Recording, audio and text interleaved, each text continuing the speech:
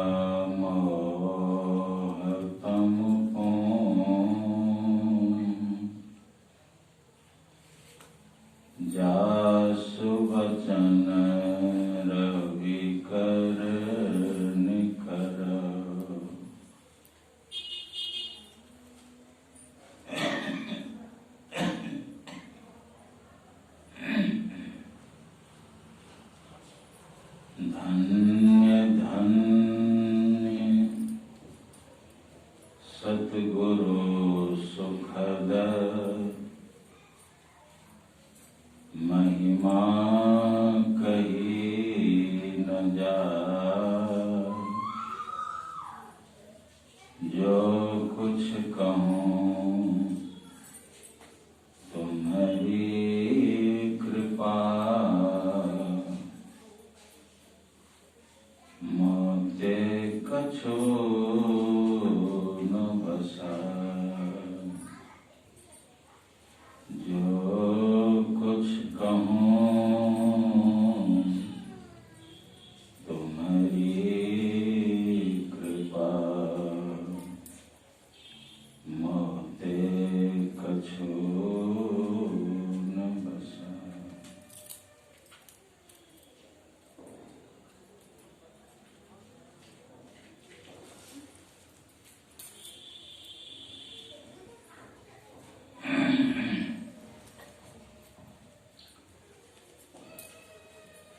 पूज्याति पूज्य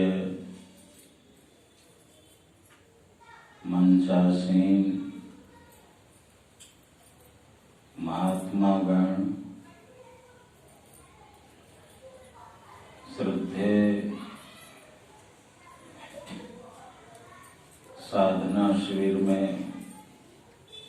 भाग लेने वाले सौभाग्यशाली साधक वृंद, अध्यात्म प्रेमी मुमुक्षुगण तथा सम्माननीय भक्ति परायण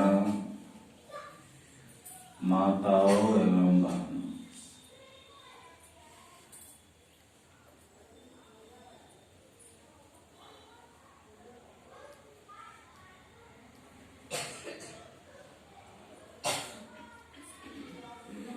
सती ने शिव जी से पूछा कि आकाश मार्ग से देवगण कहाँ जा रहे हैं।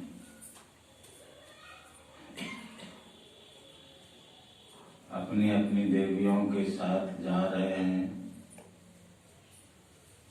और देवियां सुरीली आवाज में मधुर मंगल गीत गाते हुए जा रही हैं। कहाँ जा रहे हैं? तो भगवान शंकर ने सती से कहा कि आपके पिताजी राजा दक्ष हरिद्वार में यज्ञ किए हुए और उसी यज्ञ में भाग लेने ये देवगण जा रहे हैं।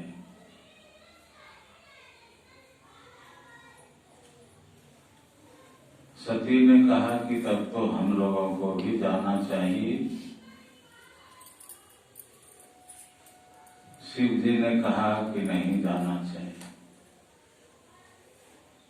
क्योंकि निमंत्रण नहीं मिला।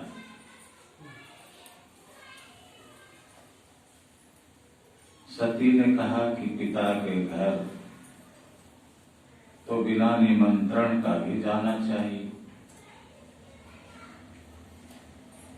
शिव जी ने कहा कि अवश्य ही, लेकिन जहां विरोध माने वहां नहीं जाना चाहिए। किसी विशेष अवसर पर बिना बुलाए बिना निमंत्रण का नहीं जाना चाहिए। सती ने कहा कि मेरे पिताजी यज्ञ कर रहे हैं और मैं नहीं जाऊंगी, यह हो नहीं सकता। आप नहीं जाएंगे नहीं जाइए, लेकिन मैं तो जरूर जाऊंगी। तो भगवान शिव ने कहा ठीक है जाओ। अकेली कैसे जाओगी? 2 गण साथ में लगा दी।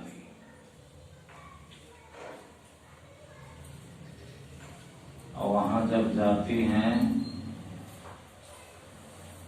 तो राजा दक्ष कुछ नहीं बोलते। पिता के महल में जाती हैं सती जी तो राजा दक्ष कुछ नहीं बोले, किसी तरह की बात नहीं की। अब माँ कुछ बोलना चाह रही थी तो पिता के डर से नहीं बोली। अब बहनों ने तो कह दिया कि तुमको तो निमंत्रण नहीं दिया गया था, कैसे चली आई। दुख हुआ। विचार करती हैं कि अच्छा यज्ञ में आई हूं, वहां जाना है। महल से यज्ञ स्थल जब जाती हैं तो देखती हैं कि उस यज्ञ में सभी देवताओं का भाग है, सभी देवताओं की पूजा हुई है और शंकर जी की नहीं हुई।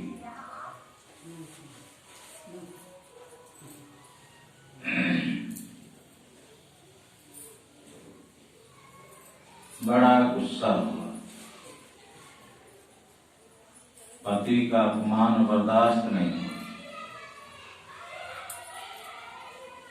और उस यज्ञ को भ्रष्ट करने के लिए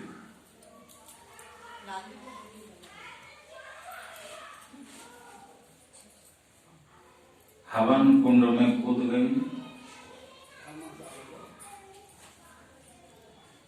आत्मदाह कही कर ली और जलने लगी तो अंतिम इच्छा जलने के समय बड़ी जल रही हूं, जलन हुआ, शीतलता होती, ठंडक होती तो देहावसान समये चित्ते यदि भावे तत्देव भवे जीव इत्येव जन्म कारणम। अर्थात शरीर त्याग के समय जो जो भावनाएं जीव करता है वही वही वह होता है, यही जन्म का कारण है। जाकी सूरत लगी रहे जहवा, कहे कबीर सो पहुंचे तहवा। जहाँ ठंडक ही ठंडक पड़ती है वहां जन्म हुआ सती का। हिमालय के यहाँ जन्म हुआ और पार्वती कहलाई।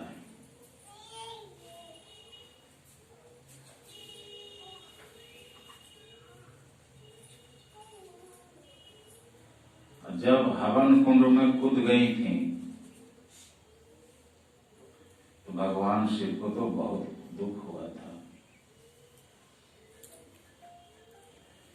सती नाम वाला शरीर हवन कुंड में कूदकर त्याग कर दी, दूसरे जन्म में पार्वती हुई। पार्वती जी घोर तपस्या की, फिर से शंकर जी को प्राप्त करना, फिर प्राप्त हुआ तो शिव जी अपनी पार्वती से कहते हैं कि जब तुम सती नाम वाला शरीर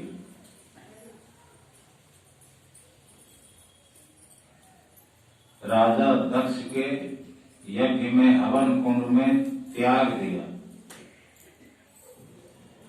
तो तुम्हारे वियोग में मैं पहाड़ों जंगलों में घूमने लगा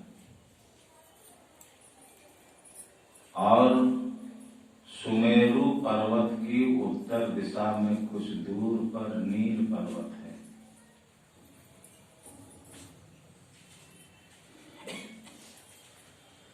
जिसकी स्वर्णमयी 4 चोटियां हैं।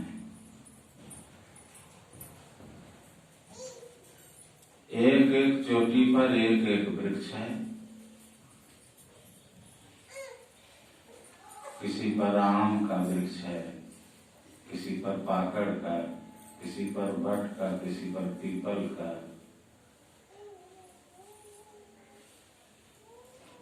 और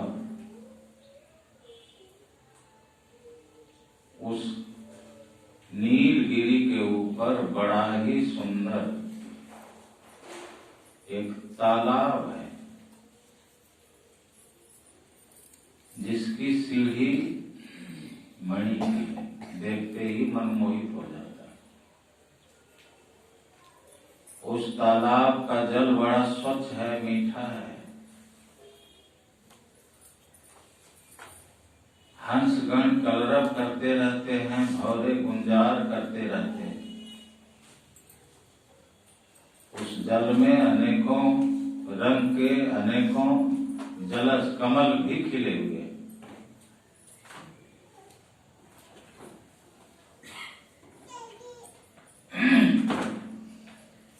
वहां काक भुसुंड रहते हैं, वहां काक भुसुंड रहते हैं, जिनका अंत कल्प के अंत में भी नहीं होता।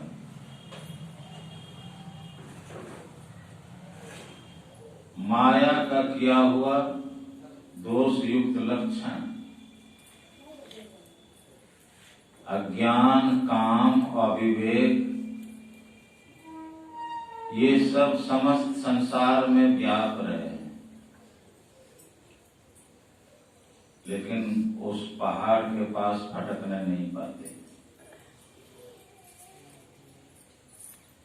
वहां रह के काक भुसुंड जिस तरह से भजन करते हैं, हे उमा प्रेम से सुनो, पीपल वृक्ष के नीचे ध्यान करते हैं।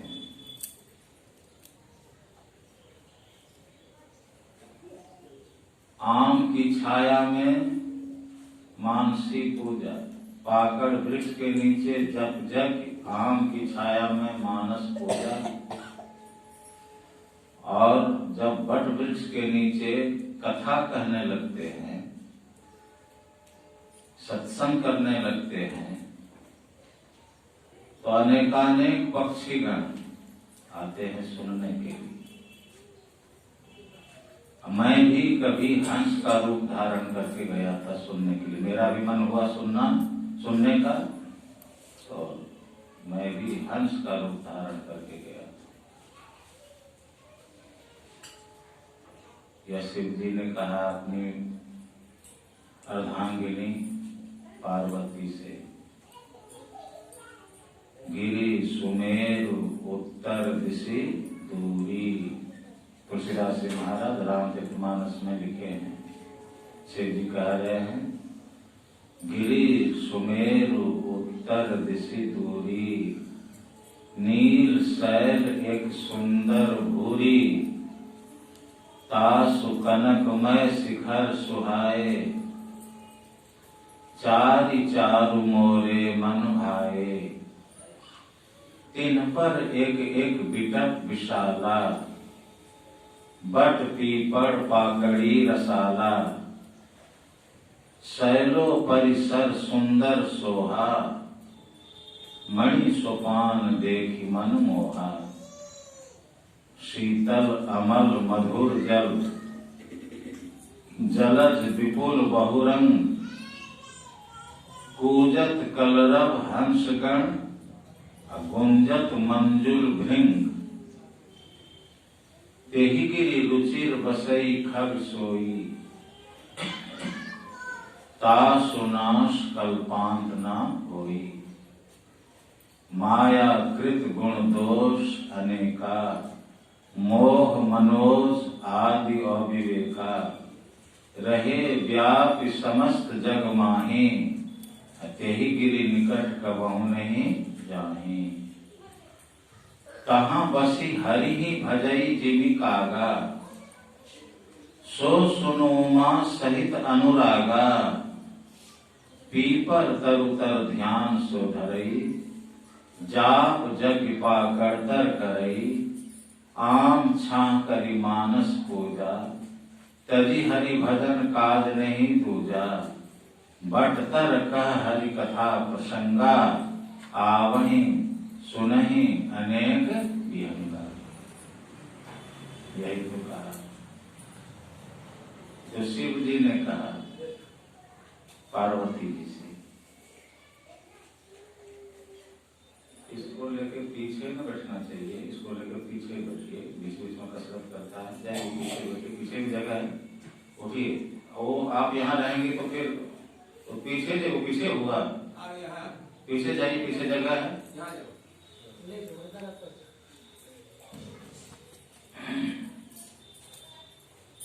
बच्चे से मुझको बहुत प्रेम है, लेकिन सत्संग में हलचल अच्छा नहीं होता है। बोलिए प्रेम से श्री सद्गुरु महाराज की जय। गरुड़ जी गए थे भगवान विष्णु के वाहन गरुड़ जी काकभूषुंड के पास गए थे सत्संग करने। शिव जी ने भेजा था, काहे मोहग्रसित हो गए। अब मोहग्रसित इसलिए हो गए थे कि राम भगवान का नाग पास काटा था गरुड़ ने। तो गरुड़ को हुआ कि अगर भगवान होते तो मेघनाथ के नाग पास में बंध जाते भगवान के साथ, और अगर बंध गए थे तो अपने से छूट जाते, सो तो नहीं हुआ। मैंने नाग पास से मुक्त कराया, आने में देर करता तो कुछ भी हो सकता था।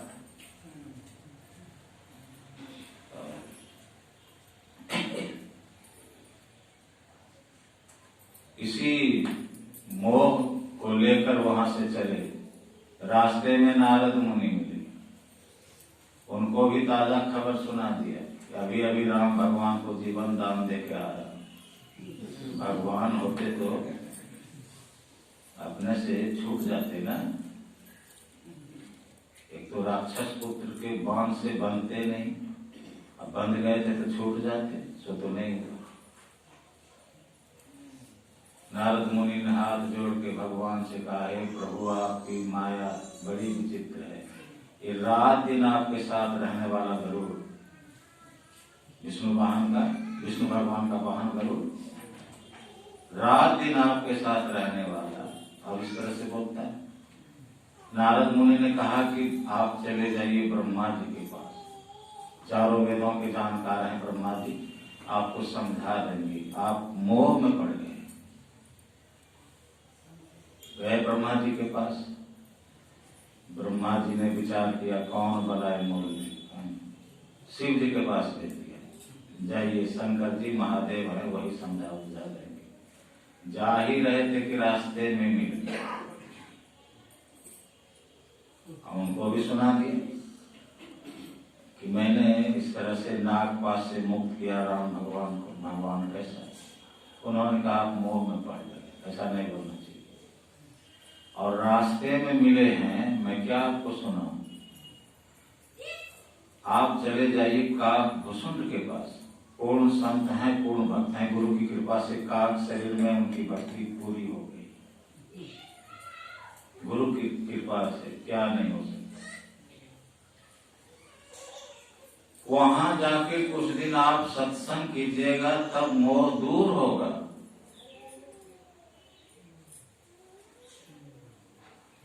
अब देखिए, गरुड़ रोज रोज भगवान विष्णु के दर्शन करने वाले, तब मोह दूर नहीं हुआ। अब विष्णु भगवान जब राम बन गए, रामावतार हुआ, विष्णु अवतार ही है श्री राम, यहाँ भी गरुड़ ने दर्शन किया, तब भी मोह दूर नहीं हुआ। ब्रह्मा जी के दर्शन हुए, बातचीत हुई, मोह दूर नहीं हुआ। शंकर भगवान के दर्शन किए, बातचीत हुई, मोह दूर नहीं हुआ।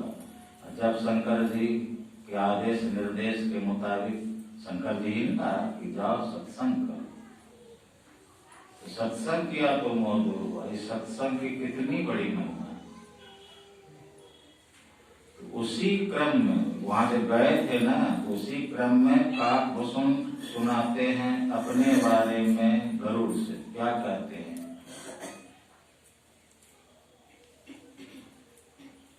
हे गरुड़ जी, सभी जोनियों में जन्म लिया, नाना जन्म करम पुनि नाना। नाना प्रकार के शरीरों को धारण किया, नाना प्रकार के कर्म किया, है? नाना जन्म कर्म पुनि नाना, बहुत जन्म हुए, बहुत कर्म किए, सब तरह के शरीर धारण किए, सब तरह के कर्म किए, है? नाना जन्म कर्म पुनि नाना किए, योग जग व्रत तप दाना, है? क्या क्या किया? योग जग व्रत तप दान सब किया। और क्या कह देते हैं? कवन जोनि जहां जन्मेऊ नाही, मैं खगेश भ्रमी भ्रमी जग माही, है? हे गरुड़ जी, खगेश मन पक्षियों के राजा गरुड़, कौन सा ऐसा जन्म है, कौन सी ऐसी जोनी है जिसमें जन्म नहीं लिया? नाना जन्म कर्म पुनि नाना किए, जोग जग व्रत तप दाना, कवन जोनि जहां जन्मेऊ नाही, भ्रमी भ्रमी खगेश जग माही। घूम घूम करके इस संसार में घूम घूम करके कौन सी ऐसी जोनी है, कौन सा शरीर है इसमें नहीं जन्म लिया? इसका मतलब ब्रह्मा भी हुए होंगे, विष्णु भी हुए होंगे, शंकर भी हुए होंगे कि नहीं? जब कहते हैं कवन जोनि जहां जन्मेऊ नाही, कौन सी ऐसी जोनि है जिसमें जन्म नहीं लिया? और क्या कह देते हैं? देखे हूं सब करी करम गुसाई, सुखी न भयों अवही की नाई। सब कर्म करके देख लिया, लेकिन अभी की तरह सुखी कभी नहीं। अभी क्या करते हैं जो सुखी हो गए? क्या करते हैं अभी? बस जो करते हैं सो सुने हम लोग। पीपल तरु तर ध्यान सो धरई, जाप जग पाकड़ तर करई, आम छा करी मानस पूजा, तदि हरि भजन काज नहीं दूजा। बट तर कह हरि कथा प्रसंगा, आवै सुने अनेक काम खत्म। त्रिवेणी नहाए कि कहाँ कहाँ गए, क्या किए? हम लोग तो बहुत में लगे हुए हैं, बहुत बहुत किए। जब ध्यान किया, सत्संग किया, काम खत्म।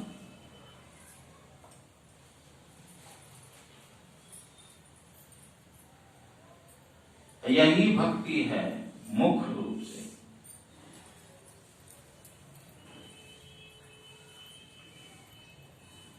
आत्मज्ञान के बगैर कल्याण नहीं है। कहीं जाओ, काशी मथुरा, कबीर साहब ने कहा आत्म ज्ञान बिना सब झूठा, क्या मथुरा क्या काशी।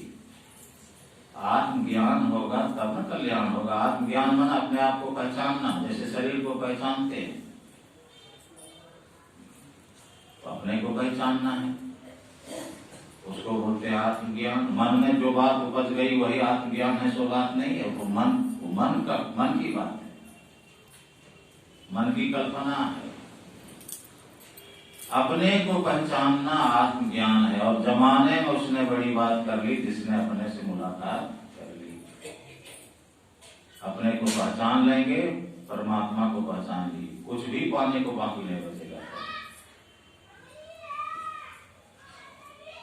ये आत्मज्ञान होगा कैसे? भक्ति करने से। कितनी तरह की भक्ति है, कितने तरह की भक्ति है?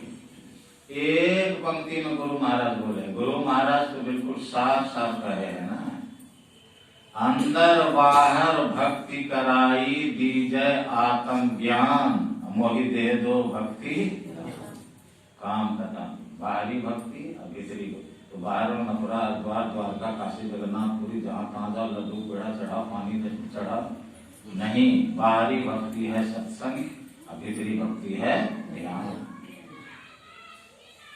जो काक भूषण करते थे, पीपल तरुतर ध्यान सो धरई, है कि कभी त्रिवेणियों गए, गंगा नहाई, ये सब हुआ।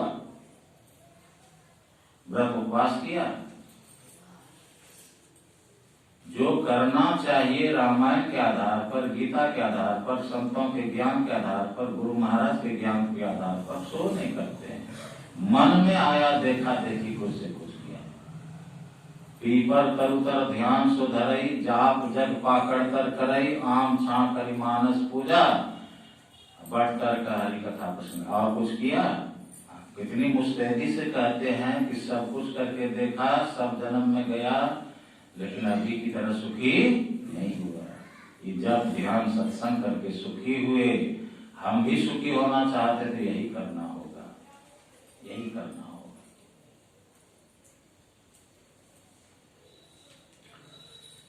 सज्जनों, रामचरितमानस के अंदर जितने भी प्रसंग हैं, सबसे बेसी रहस्यमय यही प्रसंग है।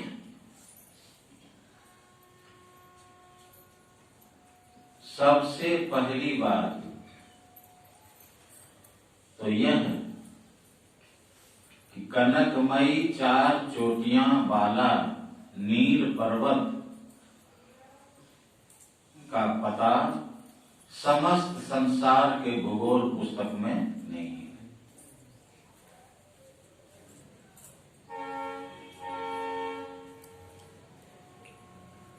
इसलिए अच्छा, पहली बात ये कि भाई समस्त संसार के भूगोल पुस्तक में कहीं भी नीलगिरी की चर्चा नहीं है।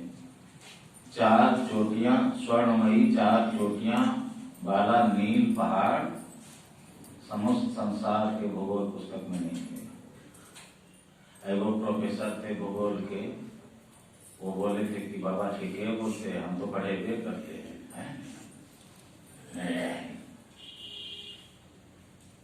दूसरी बात, बाहर संसार में कोई भी ऐसी जगह नहीं है जहां माया का प्रभाव नहीं है।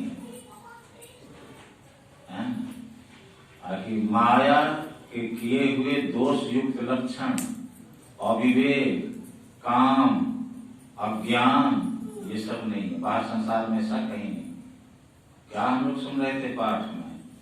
गिरी सुमेरु उत्तर दिशि दूरी, नील शैल एक सुंदर भूरी, तासु कनकमय शिखर सुहाए, चारु मोरे मन भाए।